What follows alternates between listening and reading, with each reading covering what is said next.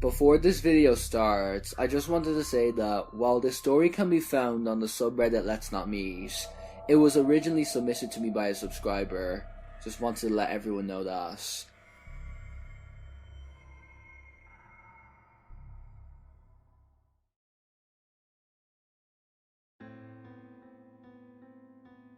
To give you some background, I'm from a city in the northeast of Scotland in the UK.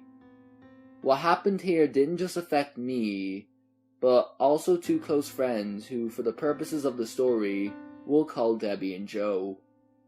We all used to work for Virgin Megastore. I started there back in 2003, Debbie joined in 2006, and Joe joined us in 2007. We are all music and movie nerds who shared the same interests and sense of humour, etc. Every year over the Christmas period, we would take on temporary staff as extra help for the volume of customers we would get at that time of year. In 2007, one of our temps was Rory.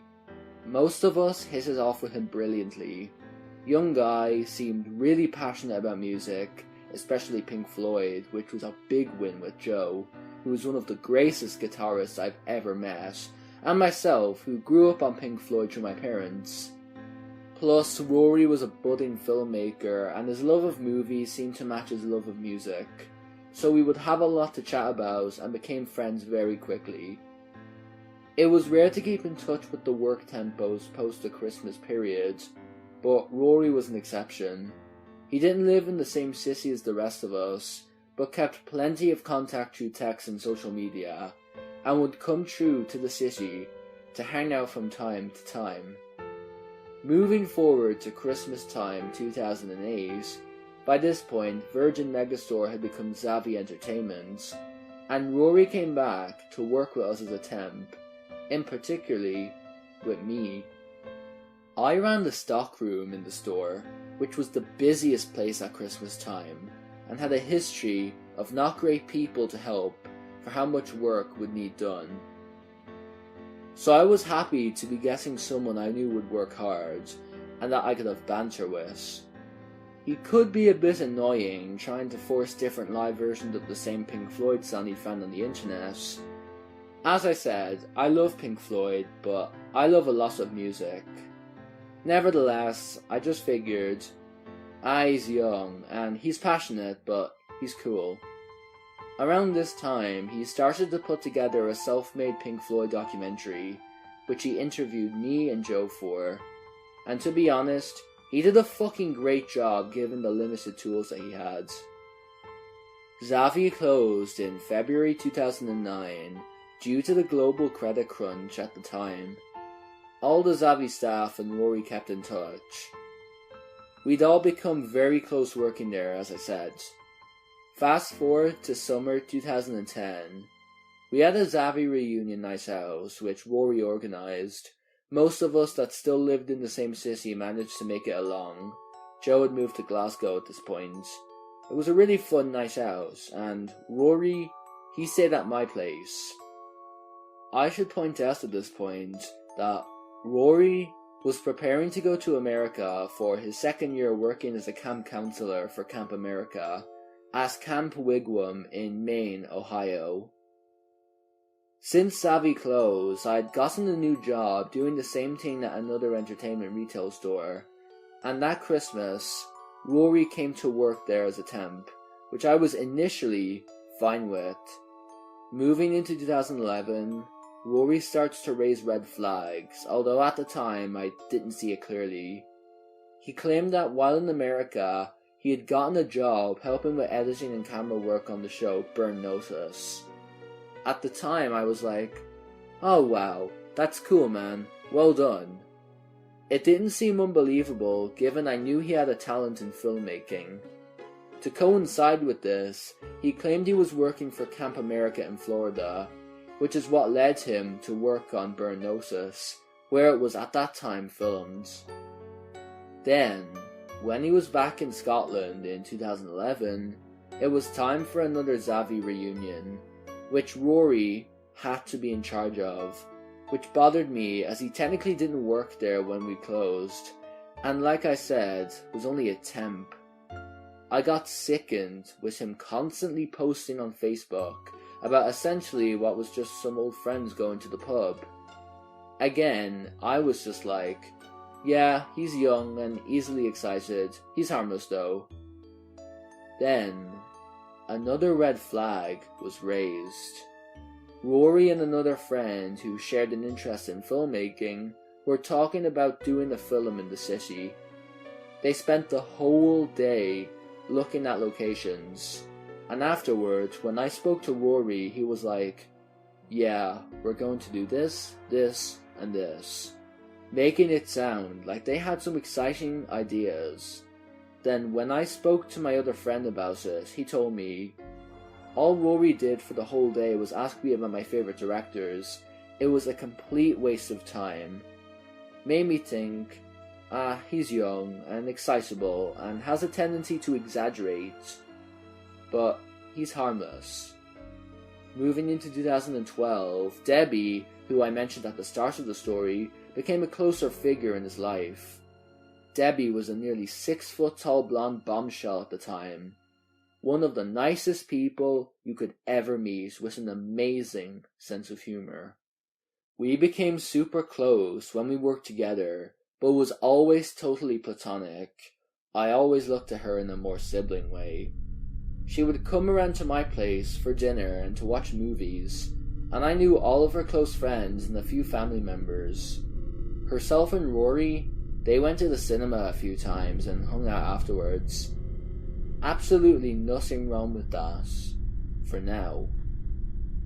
Moving on to Christmas time, Rory is back as a temp for the 3rd year in a row, and by this time he has started to annoy the other staff.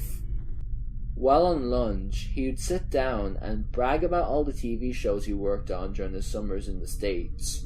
Burn Notice, Criminal Minds, and The Wire. Unfortunately, I didn't hear about this at the time, because people knew I was friendly with him, and they didn't want to seem like they were talking shit about him, as the staff in this job also all got along famously. On a personal note, talking with him at work, he became a bit weird. He started talking to me in a really smug and condescending tone, which, given that I'm 6 years older than the dude and had a hand in him getting his temp jobs every year and thought I was his friend, really did not appreciate it. Then, around this same time, there's another Zavvi night out due. Rory, Debbie, and Joe, who was visiting from Glasgow, myself, and a few others. The day before the said get-together, keeping in mind I'm pissed about how Rory is behaving, I get a text from him saying, "Hey man, the plan for the night out tomorrow is to go to a pub quiz." Now, I don't go to pub quizzes for tedious personal reasons, and all these friends knew this. So Rory was essentially implying the rest of the guys had planned to go to something I wouldn't go to, which I didn't, as I was super pissed about that text. I kept quiet about it from the others, even though I should have known how devious he was, because as it turns out, those guys didn't go to a pub quiz, and there was no intention to. The next day, Joe comes into the shop to speak to me, since I had missed the night out. The whole time I'm talking to him, Rory is standing next to him in the defensive stance, answering everything I asked Joe, like he was his fucking spokesperson. Which was infuriating, because I was at work, and I couldn't lose my shit, and Joe was happy-go-lucky, and he didn't even notice what Rory was doing. Rory was obsessed with Joe because of his talents as a guitar player, to the point of it becoming unhealthy. It was around this time that Debbie started to sense I was having a problem with Rory, and it was true. Contact with him would trigger me to get anxious or angry, because I knew there was something amiss. But Debbie and Joe, they were constantly just fooled by his false charm, and that's why I kept tolerating him, because I loved those guys and did not want to be a cause of drama. In early 2013, Rory makes out his dad has a life-threatening stroke, which he survives but leaves him incredibly disabled. This subsequently turns out to be a lie and a tool to get sympathy from Debbie and Joe.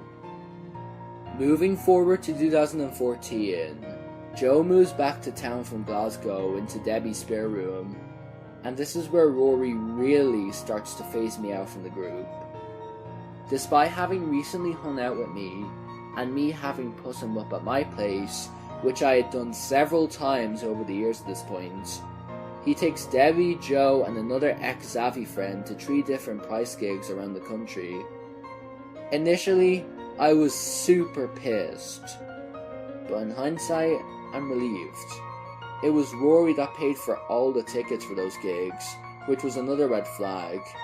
I have to point out that when he wasn't working with me as a temp over Christmas or in America over the summer, working for Camps America and various TV shows, he was making out he was a freelance photographer and video editor, which would be fine, but he didn't have a website, a Facebook page, or anything else as far as I could see to contact him to do said work. Taking that into account, and the fact that he is throwing cash to go to concerts around the UK, I was concerned about where his money was coming from. Following the price gigs, I'd blocked him on social media, as his posts and comments on other people's posts, they were just annoying, constantly undermining people on what they were saying or arguing with folks, having a different opinion to him. Debbie took issue with me blocking him and stuck up for him. With hindsight, she had been groomed by him and had rose-tinted glasses on when looking at him. I caved and got back into touch with him, even though I know now I should have walked away from them all. But like I said before, I dearly loved Debbie and Joe and didn't want to lose their friendship, even though I knew deep down there was something bad about Rory.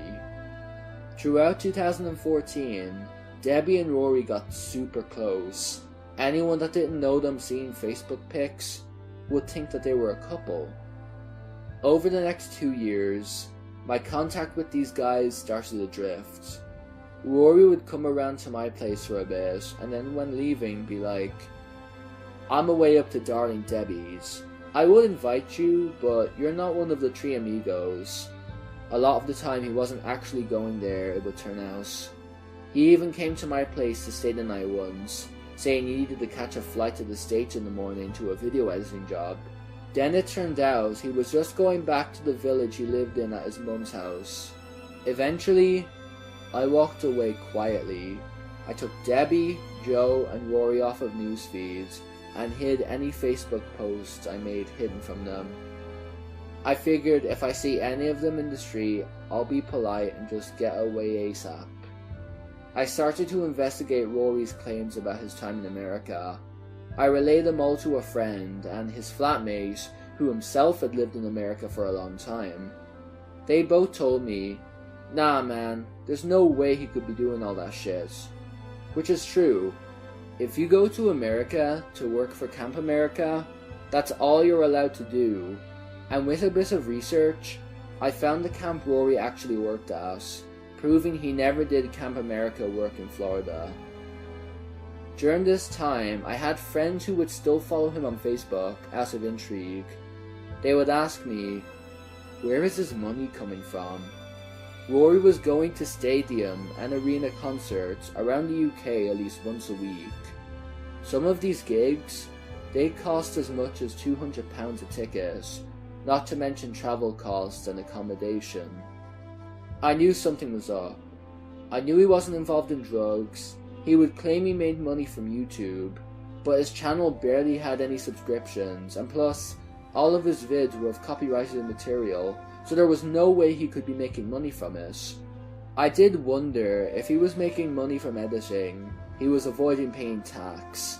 That's the only thing I could think of. Believe me, if I could have afforded a private detective to investigate this guy, I would have.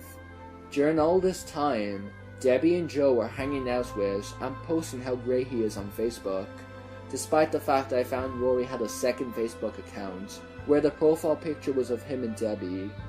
This was a secret account, and I took a screenshot and showed Debbie, but she was just like, "Oh, isn't that his American account? Sorry Debbie, but you were really fucking stupid." Now, let's fast forward to October 2018. By this point, I've severed contact with Rory completely. Missed Debbie's wedding the previous year, where Rory was a bridesman. Haven't seen Joe in a good while either. I'm back at work after lunch for about 5 minutes. Then my friend, who was on her lunch and in the staff room, comes running into where I am. Hey, have you heard Rory was in court? Which in itself was initially shocking. I was like, what for? Tax evasion or copyright infringement? No, she said. For making videos of little kids. Between January and November 2017, he was pretending to be a girl online using YouTube and Omegle to groom young boys. Once I was told what he had done, I was in an adrenaline-fueled rage for the next 17 hours. Just so pissed off that I had been right. He was a bad guy, but I just couldn't prove it. I knew my friends had been duped. Not to mention all those poor kids that got abused by him. As for the income, I really think he was selling the videos he was making on the dark web for Bitcoin profit. He was the first person ever to mention the darknet to me, but in a way of like, never go to the darknet. He pled guilty and got 3 years and 9 months, along with a 5-year sexual harm prevention order, and will be on the sex offenders register for the rest of his life. Thanks for listening. I'm still in touch with Joe, although he's a super busy guy these days. Debbie, unfortunately, I'm not in touch with now. I know she was mortified by the revelations, but she's married and happy, so I'm just glad she saw the truth eventually, even though it took something so heinous to do so.